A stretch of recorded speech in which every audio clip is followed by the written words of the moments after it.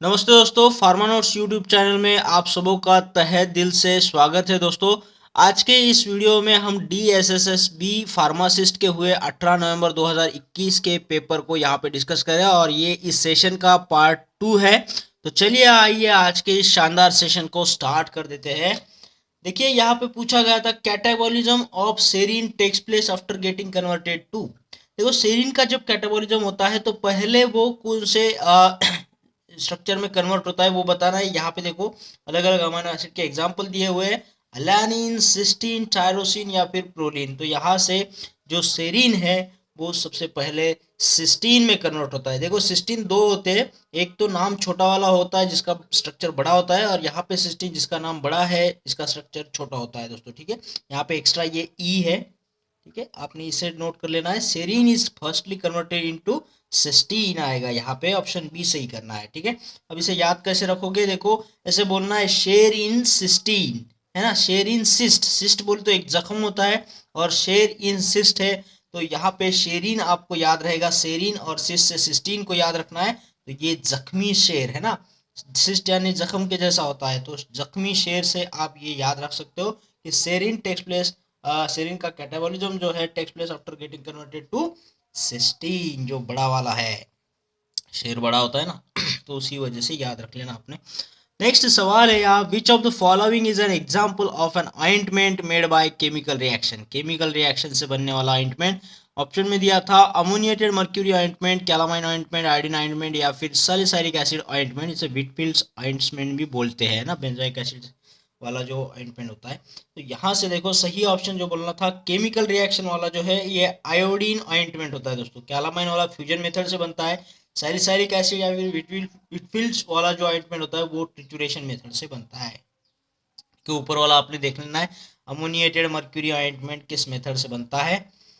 Next यहाँ पे सवाल पूछा गया था, the solvent contain in dimercaprol injection is. Dimercaprol injection में कौन सा सॉल्वेंट इस्तेमाल होता है। तो यहाँ पे देखो ऑप्शन में अल्कोहल, डाइमिथिल फॉर्मामाइड, बेंजिल बेंजोएट या फिर इथिल एसीटेट। तो देखो इसका सही जवाब है दोस्तों ये बेंजील बेंजोएट, और इसको याद रखने के लिए ट्रिक्स भी बनाया हुआ है। यहाँ पे देखो डाइमर कैप्रोल को ब्रिटिश एंटीलेविसाइड भी बोलते हैं, यानी BAL बाल, है ना। तो डाइमर कैप्रोल, तो डाइमर यहाँ पे कोई दो लोग है जो मर्ज हो रहे हैं ना, जब आपका शादी हो जाता है तो बीवी भी आपके साथ में मर्ज होता है ना, तो दो लोग एक साथ में मर्ज हो रहे हैं तभी तो बाढ़ बनेगा, है ना। तो यहाँ पे देखो बी से याद रखना है बेंजील बेंजोएट को, तो ये डाइमर कैप्रोल में आपने याद रखना है कि बेंजील बेंजोएट का रोल है उसके इंजेक्शन में एज अ सॉल्वेंट करके। नेक्स्ट सवाल है यहाँ पे, the communicable disease cause by RNA paramyxo virus. RNA paramyxo virus से होने वाला कम्युनिकेबल डिसीज बताना है। ऑप्शन में डिफ्थेरिया, मिसल्स, ट्यूबरकुलोसिस और चिकन पॉक्स दिया था। तो यहाँ से सही जवाब होगा दोस्तों ये मिसल्स जो है ये वायरस से होता है, चिकन पॉक्स भी वायरस से होता है, लेकिन यहाँ पे जो पैरामिक्सो वायरस बोला था वो मिसल, आपने मिसल तो खाई होगी है ना, मिसल। तो ये मिसल एक मिक्सचर होता है, क्या होता है, मिक्सचर, तो इसमें भी मिक्सचर आ रहा है, तो पैरामिक्सो वायरस जो है ये मिसल्स कॉज करता है। इसके लिए ये ट्रिक्स आपने याद रख लेना है, तो आंसर सही होगा मिसल। तो ये डिप्थीरिया जो है कुरिनोबैक्टीरियम डिप्थीरिया बैक्टीरिया से होने वाला है, ट्यूबरकुलोसिस भी एक बैक्टीरिया से होता है, माइकोबैक्टीरियम ट्यूबरकुलाई, और चिकन पॉक्स जो होता है वो VZV यानी वैरिसेला जोस्टर वायरस का ये कम्युनिकेबल डिसीज होता है दोस्तों। ठीक है, इस तरीके से आपने याद रखना है। चलिए नेक्स्ट क्वेश्चन की तरफ बढ़ेंगे। देखो पूछा था sporangiospores are associated with, sporangiospore किससे एसोसिएटेड है। देखो यहाँ पे अलग अलग किंगडम फंगाई से हमें दिए हुए ऑप्शन, यहाँ पे देखो फाइकोमाइसेट से, ग्लोमेरोमाइसेट से, बेसिडोमाइसेट से या फिर एस्कोमाइसेट। तो यहाँ से सही जवाब है दोस्तों ये फाइकोमाइसेट से एसोसिएटेड होता है। तो आपने इसे याद रखने के लिए एक छोटा सा ट्रिक को इस्तेमाल करना है। देखो अभी होली आ रहा है ना, तो इसको याद रखो, जैसे स्पोरेंजियोस्पोर है ना, तो मैं इसको SP ये छोटा ओ लिखूंगा और ये रंग लिखूंगा और ये आइसोस्पोर लिखूंगा। तो ये देखो स्पेशल रंग यहाँ पे बन रहा है। स्पेशल रंग हम क्या करते हैं, फेंकते हैं ना, किसी के शर्ट के ऊपर फेंकते हैं, तो स्पेशल रंग फेकोमाइसेट्स, माई शर्ट के ऊपर आपने फेंकना है स्पेशल रंग, तो स्पेशल रंग स्पोर्स जो है फाइकोमाइसेट्स के साथ में एसोसिएट कर देना है आप लोगों ने। तो स्पोरेंजियोस्पोर्स आर एसोसिएटेड विद फाइकोमाइसेट से याद रखिएगा। और ये फाइकोमाइसेट्स ग्लोमेरुलोफाइसेट्स ये एसेक्सुअली रिप्रोड्यूस होते हैं, और ये बेसिडोमाइसेट्स और एस्कोमाइसेट्स जो है सेक्सुअली रिप्रोड्यूस होते हैं दोस्तों, ठीक है। बेसिडो जो है मशरूम में इसमें आता है, मशरूम ऐसे याद रखिएगा। चलिए नेक्स्ट यहाँ पे सवाल है, the schedule regarding the standard of disinfectant fluid is, disinfectant fluid के स्टैंडर्ड के लिए कौन सा शेड्यूल जूरिस्प्रूडेंस में आपको बताया गया है अंडर डी&सी एक्ट। तो यहाँ पे ऑप्शन दिया है schedule R, schedule O, schedule P, schedule J. तो डिसइंफेक्टेंट फ्लूइड्स के लिए जो स्टैंडर्ड होता है वो शेड्यूल ओ के तहत होता है दोस्तों, ठीक है। शेड्यूल आर जो होता है ये स्टैंडर्ड फॉर कंडोम होता है, रबर लैटेक्स जिसमें यूटिलाइज होता है। फिर शेड्यूल पी जो है ये लिस्ट ऑफ पीरियड्स, और P1 जो होता है पैक साइज ऑफ ड्रग्स होता है। और शेड्यूल जो जे जो होता है इसमें ऐसे डिसीज को लिस्ट किया गया है जो नॉट क्यूरेबल डिसीज है, जैसे HIV हुआ, TB हुआ, इस तरीके के। चलिए नेक्स्ट सवाल देखेंगे यहाँ पे, in India the national malaria eradication programme was launch in, national malaria eradication programme NMEP कब लॉन्च हुआ था। तो देखो ऑप्शन दिए है 1947, 1972, 1963 और 1958। तो ये 1958 में आया था ये प्रोग्राम। और जो कंट्रोल प्रोग्राम है नेशनल मलेरिया कंट्रोल प्रोग्राम जो 1953 में आया था, ठीक है। तो ये इरेडिकेशन की बात कर रहा है, 1958 वाला होगा। नेक्स्ट यहाँ पे दिया है, in the imperial weight system half scruple represents, ये वेट सिस्टम में जो है हाफ स्क्रपल का मतलब कितना ग्रेन्स होता है बताना है। ऑप्शन में देखिए 60, 20, 40 या फिर 10 ग्रेन्स। देखो 1 स्क्रपल का मतलब होता है 20 ग्रेन्स, ठीक है। तो यहाँ पे तो हाफ स्क्रपल पूछा है तो जाहिर सी बात है 10 स्क्रपल आएगा यहाँ पे 10 ग्रेन्स आएगा हाफ स्क्रपल का मतलब। और इसका कितना ग्राम होता है, 1 स्क्रपल मतलब 20 ग्रेन्स मतलब 1.296 ग्राम्स होता है दोस्तों, ठीक है। इस यूनिट को याद रख लेना, शायद पूछ ले तो आपको पता होना चाहिए। और हाँ दोस्तों, हमारे फार्मा नोट्स की जो PDF मेंबरशिप है ना, उसको आप लोगों ने आज ही ज्वाइन करना है बाय कंट्रीब्यूटिंग ओनली 999 रुपीज़। और ये कंट्रीब्यूशन आप कर सकते हो कोई भी ऑनलाइन ट्रांजेक्शन ऐप से, जैसे गूगल पे, फोन पे या फिर पेटीएम। इसके लिए हमारा नंबर नोट कर लीजिएगा 8087339648 पर। जैसे आपका कंट्रीब्यूशन हो जाता है आपको हमारे प्राइवेट टेलीग्राम चैनल से लिंक किया जाएगा, जहां पे आपको ये सारा मटेरियल PDF के फॉर्म में मिलता रहेगा दोस्तों, और आपकी प्रिपरेशन में काफ़ी हद तक बरकत आएगी दोस्तों, ठीक है। तो और आप लोगों ने इसे अपने दोस्तों के साथ में भी शेयर करना है, ताकि उनकी भी तकलीफ आसान हो, उन्हें भी इस तरीके के मटेरियल पढ़ाई में हेल्प करते रहे। तो चलिए अगले क्वेश्चन की तरफ बढ़ेंगे। हमारे कुछ अदर यूट्यूब चैनल्स है दोस्तों, जैसे एंटरटेनमेंट है, शेयर मार्केट के लिए चैनल है, जो आज के दुनिया में ज़रूरी है कि शेयर मार्केट का नॉलेज हमें होना चाहिए। तो वो भी मैं आपको इस वीडियो के अंत में डिस्कस करूंगा थोड़ा सा। तो अभी ये क्वेश्चन पे फोकस करिएगा। Cohort study is associated with which of the following methods of epidemiology. Cohort study किससे एसोसिएट करता है, तो यहाँ पे देखो analytical epidemiology, descriptive epidemiology, experimental epidemiology या फिर क्वांटिटेटिव एपिडेमियोलॉजी। तो यहाँ से मैं आपको बता दूं कोहर्ट स्टडी जो होता है वो एनालिटिकल एपिडेमियोलॉजी में आता है, ठीक है। तो एनालिटिकल इसका सही जवाब करना है। इसे याद कैसे रखेंगे, देखो छोटा सा ट्रिक है, बहुत बढ़िया है, आपको पसंद आएगा। ये देखो ये हर्ट है ना, इसको हमने हर्ट निकाला है, और इसका बिल्कुल अपोजिट साइड में हमने क्या निकाला है, एनस, है ना। जो हमारा पृष्ठभाग होता है ये एनस निकाला है। तो ये हर्ट का जो परछाई गिरता है वो एनस की तरह दिखता है, एनल की तरह दिखता है। तो ये हम बोलेंगे इसको कोहर्ट बोलेंगे, है ना, कोहर्ट। तो ये इस तरीके से आपको ये याद रहेगा कि कोहर्ट जो है वो एनालिटिकल एपिडेमियोलॉजी से रिलेटेड है, एपिडेमियोलॉजी से एसोसिएटेड है। एनालिटिकल वाला जैसे डिस्क्रिप्टिव हो जाता है, उसके बेस पर एनालिसिस किया जाता है, ठीक है। अगर कोई स्मोकिंग करता है तो एनालिटिकल एपिडेमियोलॉजी हम बोल सकते हैं कि इसको कैंसर हो सकता है, ठीक है, जो भी उसके सिम्टम्स वगैरह होते हैं। इसमें कोई एक्सपेरिमेंट नहीं होता, क्वांटिटेटिव वगैरह कुछ नहीं होता। तो ये एनालिटिकल एपिडेमियोलॉजी है, कोहर्ट स्टडी। यहाँ किसी भी एग्जाम में पूछा जा सकता है ये सवाल, आपको याद रहना चाहिए, इसलिए इस डायग्राम के द्वारा आपको याद रहेगा। नेक्स्ट सवाल है, which of the following is an example of external preparation of suspension containing indiffusible solids. देखो यहाँ पे सस्पेंशन कंटेनिंग इंडिफ्यूजिबल सॉलिड के ही एग्जाम्पल दिए हुए हैं ये चारों, लेकिन जब इसने एक्सटर्नल बोला तब ये हाइड्रोकॉर्ड अकेला गिर जाता है यहाँ पे। और ये जो बाकी बच्चे जो ऑप्शन है सल्फाडिमिडीन, एस्पिरिन और फिनोबार्बिटोन, ये सारे इंटरनली यूज्ड इंडिफ्यूजिबल सॉलिड सस्पेंशन होते हैं। इसके साथ में चाल्क भी एक अनदर एग्जांपल है जो इंटरनली यूज किया जाता है। तो यहाँ पे जो भी ऑप्शन है आपके पास में, इसमें से हाइड्रोकॉर्टिसोन एक्सटर्नली यूज ये सस्पेंशन कंटेनिंग इंडिविजुअल सॉलिड में आता है। इसमें अनदर एग्जांपल भी है, जिंक ऑक्साइड आएगा, सल्फर आएगा, कैलामाइन आएगा, ये सारे externally use suspension containing individual solids में आते हैं। तो हाइड्रोस कोर्टिसोन को यहाँ पे सही करना है। डिफ्यूजल वाले भी आपने एग्जांपल देखना है, डिफ्यूजिबल सॉलिड जो सस्पेंशन में होता है उनको भी आप लोगों ने देख लेना है। ये एक बेहतरीन सवाल है यहाँ पे, section 9 of national list of essential medicine is specifically about NLEME, national list of essential medicine. तो इसमें हमें पूछा है सेक्शन 9 के तहत कौन से ड्रग आते हैं। तो ये देखिए यहाँ पे anti neuroplastic, anti infective, anti parkinsonism या फिर एंटी माइग्रेन, कौन सा सही होगा दोस्तों सेक्शन 9 के लिए। तो यहाँ से देखो ये एंटी पार्किंसन इसमें आएगा सेक्शन 9 में। अगर आप पार्किंसन लिखोगे, सिर्फ पार्किंसन लिखोगे, तो ये 9 अल्फ़ाबेट से बना हुआ वर्ड है पार्किंसन, तो ये आएगा सेक्शन 9 में। बाकी एग्जाम्पल को भी यहाँ देख लो। ये न्यूरोप्लास्ट, न्यूरोप्लास्ट कैंसर से रिलेटेड जो है, न्यूरोप्लास्ट बोलोगे तो ये 8 अल्फ़ाबेट का वर्ड है, सेक्शन 8 में आएगा। ये एंटी इन्फेक्टिव है ना, ये सेक्शन 6 में आएगा। 6 से सेक्स याद रखो, और जब भी कोई सेक्स होता है तो इन्फेक्शन होने के चांसेस होते हैं, तो ये इन्फेक्टिव वाला जो है वो सेक्शन 6 के तहत आएगा। फिर एंटी माइग्रेन, यहाँ पे माइग्रेन वर्ड देखो 7 अल्फ़ाबेट से बना है, तो सेक्शन 7 में आएगा। और यहाँ पे सेक्शन 1 कौन सा होगा, ये सभी के दिमाग में चल रहा होगा। सेक्शन 1 के तहत एनेस्थेसिया वाले ड्रग आते हैं दोस्तों, ठीक है।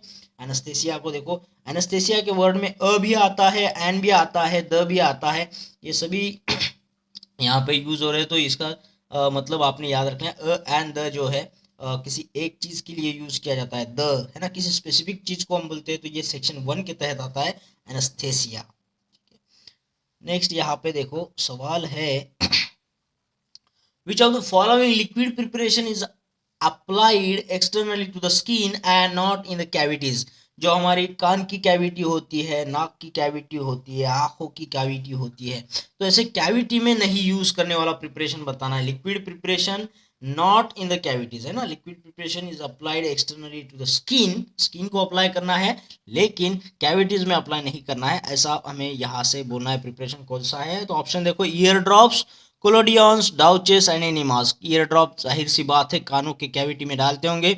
ये कोलोडियंस जो होते हैं ना दोस्तों, ये हमारे स्किन पर अप्लाई किए जाते हैं, कोई कैविटी में नहीं अप्लाई किए जाते हैं। तो इसको याद कैसे रखेंगे, कोलोडियंस को colours used to paint the skin, skin को यहाँ पे मैं वॉल भी हम बोल सकते हैं ना, तो वॉल कौन सा, स्किन का, तो colours used to paint the skin, colour से कोलोडियंस को याद रखना है आपने। तो यहाँ से ऑप्शन सही होगा कोलोडियंस। और डाउचेस कहाँ यूज करते हैं, डाउचेस, डाउचेस को जब बोलते हो तो आउच बोलना है, ouch when fall in the cavities. अगर कोई कैविटीज में गिरता है, खड्डे में गिरता है, तो आउच बोलता है ना, तो आउच से हमने डाउचेस को याद रखना है। डाउच जो है कैविटीज के क्लैरिफिकेशन के लिए, क्लियरिंग के लिए यूज़ किया जाता है। और एनेमास तो सभी को पता है, ये एनल रूट से दिया जाता है, तो इसको भी याद रखिएगा। And mass that is the anal route, and mass हमारे बॉडी का जो एंड होता है, एनल रूट होता है, उसमें एनिमास का इस्तेमाल होता है दोस्तों, ठीक है। तो चलिए नेक्स्ट क्वेश्चन की तरफ बढ़ेंगे। पूछता है, the schedule corresponding to proforma for application for the licences, issue and renewal of licences and for sending the memoranda under the drug cosmetic act is. ये कौन सा शेड्यूल है आपको बताना है। ऑप्शन दिया है शेड्यूल ए, E1, के एंड D1। तो यहाँ से सही ऑप्शन है दोस्तों ये शेड्यूल ए। शेड्यूल ए में ही हम किसी लाइसेंस के लिए अप्लाई कर सकते हैं, उसके रिन्यूअल के लिए एप्लीकेशन कर सकते हैं। जो मेमोरेंडा, प्रोफार्मा ऐसे वर्ड आते हैं, ये शेड्यूल ए में आएंगे। तो यही अलग अलग फॉर्म के फॉर्मेट्स के लिए हम अप्लाई करते हैं लाइसेंस के लिए अलग अलग फॉर्म में, तो वो सब शेड्यूल ए में आता है। शेड्यूल E1 में क्या आते हैं, पॉइजन्स बिलोंग्स टू द आसू, आसू मतलब आयुर्वेदा सिद्धा यूनानी में जो पॉइजन सब्सटेंस आते हैं उसका लिस्ट यहाँ पे है। शेड्यूल के जो है वो एग्जेम्प्टेड है उन ड्रग्स के मैन्युफैक्चरिंग और सेल के लिए, ठीक है। कुछ ड्रग के जो मैन्युफैक्चरिंग सेल के जो प्रोटोकॉल्स है उसको थोड़ा सा ढील दिया हुआ है, ड्रग का लिस्ट यहाँ पे आता है। और शेड्यूल D1 जो है यहाँ पे डी की बात कर रहा हूँ मैं, एक्सेप्टेड ऐसे ड्रग्स है जिनके इंपोर्ट में थोड़ा सा ढील दिया हुआ है ना, कुछ ड्रग के इंपोर्ट करने के लिए जो रूल्स रेगुलेशंस होते हैं उसमें थोड़ा सा ढील दिया हुआ है, वो शेड्यूल डी में आएंगे ऐसे ड्रग्स। एग्जेम्प्टेड मतलब उनको छोड़ के नहीं, उनके रूल्स में थोड़ा सा ढीलापन देते हैं। चलो ठीक है भाई, चलो ठीक है ना, इस तरीके से। तो यहाँ पे नेक्स्ट सवाल है, the synthetic fat basis consisting of mixture of tri di and monoglycerides है ना। तो ये मिक्सचर है ट्राई डाई मोनोग्लिसराइड्स का, of saturated fatty acids are known as. अब इसे क्या बोलेंगे, देखो ऑप्शन में दिया है विकोबी, मसा स्टाइरिनम, मसापोल और विटेप्सॉल। तो यहाँ से सही जवाब क्या करना है दोस्तों, ये मस्सा स्टाइरिनम जो है ये ही है जो मिक्सचर है मोनोडाई एंड ट्राइग्लिसराइड्स का, ठीक है। बाकी वेकोबी जो है ट्राइग्लिसराइड्स होता है, ये जो विटेप्सॉल होता है ये भी ट्राइग्लिसराइड्स होता है। देखो इसमें डाई और मोनो का कहीं जिक्र नहीं है ना, वेकोबी और विटेप्सॉल में। तो और मासूपोल, देखो मासूपोल जो होता है ग्लिसरील एस्टर ऑफ लॉरिक एसिड है ना, इसमें थोड़ा सा ग्लिसरील मोनोस्टेरेट भी ऐड किया जाता है मासूपोल में। तो ये सारा आपने याद रखने ना है। चलिए नेक्स्ट, ये सब सपोजिटरी में आता है दोस्तों, आपको ये सपोजिटरी में पढ़ने मिलेगा। नेक्स्ट यहाँ पे सवाल है, which of the following is used as an antioxidant for aqueous injection. Aqueous injection के लिए यूज होने वाला एंटीऑक्सीडेंट क्या है, देखो यहाँ पे सारे थायो वाले ऑप्शन है, थायोमर्सल, थायोयूरिया, थायोसेमी कार्बाजाइड, थायोकार्बामाइड। तो यहाँ से सही जवाब है दोस्तों antioxidant for aqueous injection thiourea होता है। छोटा सा ट्रिक याद रखिएगा, थायो एरिया, थायो मतलब क्या होता है, सल्फर होता है, थायो मतलब सल्फर होता है, सल्फर को हम यस से लिख दिए। तो अब ये यस हम कौन से एरिया को बोलते हैं, यस ये एरिया अच्छा है, कौन से एरिया को बोलेंगे, जब वहाँ पे की ज़मीन जो है वो पानी के अंडर हो, है ना, वहाँ पानी तो अवेलेबल होना चाहिए। तो एक्वा, तो जहाँ पे पानी है वहाँ पे एरिया को हम यस बोलेंगे, तो यस होगा थायो, थायो एरिया। तो थायो यूरिया जो है एक्वियस इंजेक्शन में इस्तेमाल होता है दोस्तों। नेक्स्ट है यहाँ पे ये सब याद रखने के लिए ट्रिक्स है दोस्तों। नेक्स्ट यहाँ पे पूछा है the principal product of corrosion on dezincification. देखो इस क्वेश्चन को हम डिस्कस करेंगे, लेकिन पहले मैं आपको बता दूं हमारा जो एंटरटेनमेंट यूट्यूब चैनल है विकास बोपिनवार के नाम से, उसका मैं लिंक आपके डिस्क्रिप्शन बॉक्स में दे रहा हूं। और साथ ही साथ में आज की डेट में हमें स्टॉक मार्केट का नॉलेज होना बहुत ज़रूरी है। देखो मैं ट्रेंडिंग की बात नहीं कर रहा हूँ, मैं उसके बेसिक नॉलेज की बात कर रहा हूँ दोस्तों। और उसके लिए भी हमने चैनल बनाया, बिल्कुल इसी तरीके से हम वहाँ पे आपको जो भी कंसेप्ट है बहुत आसान तरीके से समझाते हैं दोस्तों। वॉरेन बफेट जी थे, अपने उम्र के 10वें 12वें साल में उन लोगों ने बैलेंस शीट पढ़ना शुरू किया था। तो हमको, हमारा उम्र तो बहुत ज़्यादा है, तो हमें तो ये स्टॉक मार्केट के रिगार्डिंग नॉलेज होना ज़रूरी है। तो ऐसा ही नॉलेज बहुत ही आसान भाषा में सीखने के लिए हमने जो 7 सेंस नाम से यूट्यूब चैनल बनाया हुआ, उसका भी लिंक मैं यहाँ पे डिस्क्रिप्शन बॉक्स में शेयर करूँगा। और आपसे दरखास्त है कि आप उसे देखें और आपका जो स्टॉक मार्केट का नॉलेज है उसे भी साथ साथ में बढ़ाएं, ताकि आप आगे जब भी अपने पैरों पे खड़े हो जाए तो आप स्टॉक मार्केट से भी अपना पैसा बना सकते हैं, ठीक है। तो आपसे दरखास्त है, जाइए उस लिंक को भी अपने दोस्तों के साथ में शेयर करिए जो अपने स्टॉक मार्केट के रिगार्डिंग जो नॉलेज है उसे बढ़ाए और उसके साथ में आगे बढ़े, ना कि किसी का सुन के वो ट्रेनिंग करे, है ना। खुद का नॉलेज बनाए और उस नॉलेज के बेस पर एक्सपीरियंस ले। तो यहाँ पे जो सवाल था देखिए, the principal product of corrosion on dezincification. तो यहाँ पे कौन सा प्रोडक्ट बनेगा, डिजिंकिफिकेशन जब बनता है कोरोजन से। तो यहाँ पे ये ऑप्शन दिया है एंटीमनी, फॉस्फोरस, कॉपर और आर्सेनिक। देखो ये कोरोजन को अगर हम करप्शन बोलते हैं, कोरोजन को हम करप्शन बोलते हैं, तो करप्शन में देखो जिंक को जेल में डाल दिया था, है ना। अब डिजिंकिफिकेशन करना है, डिजिंकिफिकेशन करना है तो जिंक को निकाल दिया, अगर कोरोजन से जिंक को निकाल दिया जेल से बाहर, तो कौन निकालेगा, इसका प्रिंसिपल प्रोडक्ट कौन होगा, इसको बाहर निकालने वाला कॉप होगा। कॉप मतलब क्या, पुलिस, है ना। तो और कॉप से क्या हो रहा है, कॉपर।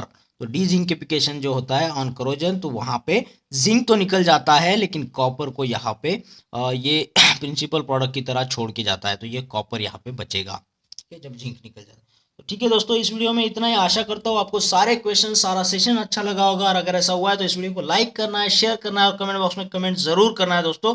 और उन लोगों से मेरी दरखास्त है कि अगर अभी तक आप लोगों ने इस चैनल को सब्सक्राइब नहीं किया है तो चैनल को सब्सक्राइब कर दीजिएगा। उसके बाद आने वाले बेल आइकन को ज़रूर क्लिक करिएगा दोस्तों। इससे होता क्या है कि आने वाले हर एक वीडियो का नोटिफिकेशन आपको मिलते रहता है और आपको यूं ही लाभ होता रहता है दोस्तों।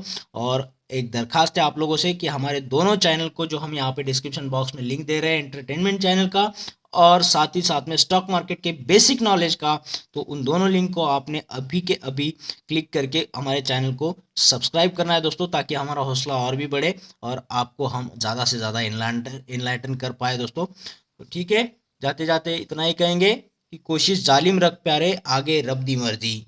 तो फिर मिलते हैं एक और बेहतरीन वीडियो के साथ में, तब तक के लिए थैंक यू।